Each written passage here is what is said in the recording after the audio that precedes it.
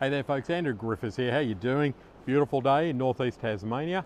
I want to talk about how do you write a book that's of value to other people. And I've got 5 kind of key, I guess, tools, ideas, thoughts that are around that. Because if you write a book, look, books are books, but if you write a book that is of great value to your reader, you know, you write a book that people are going to read, people are going to recommend, people are going to take the advice, people are going to use.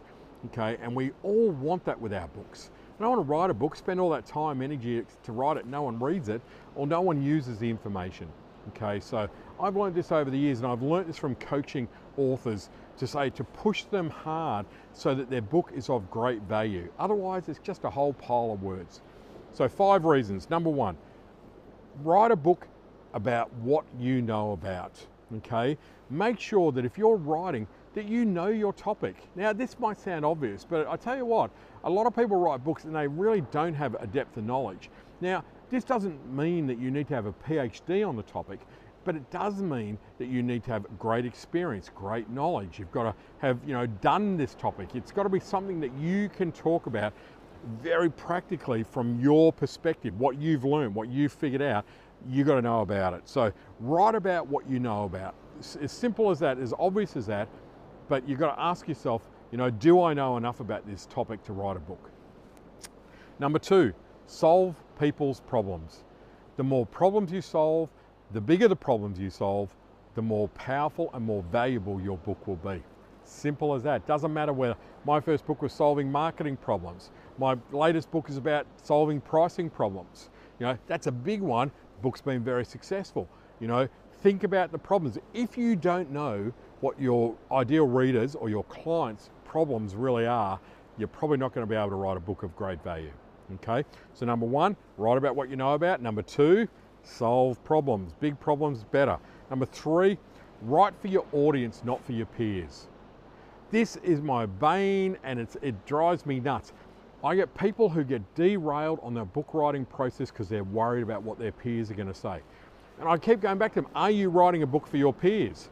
If you're a lawyer, are you writing for other lawyers? No, I'm writing to help people get through divorce. Then who cares what other lawyers think? But that headspace becomes taken up by what will my peers say. Academic writers, people that are doing PhDs are my nightmare, all right? Because they've got so much peer review going on that it pulls them away from writing for their audience. Okay, I love working with them, I might add, because they normally have great ideas, but it's like, that's a concern.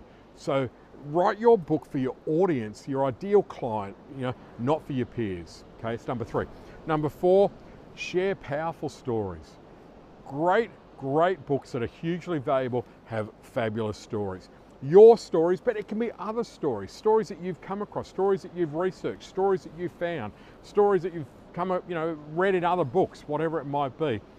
But that's important. And I learned that from my publishers, many years ago, where they said, Andrew, one of your great abilities as a writer, I didn't know I had great abilities as a writer, well, 2. 1, you write like you're sitting and you're talking to the person, you coach them. You've got a coaching voice in your writing. And number 2, you have so many great stories that are practical and applicable.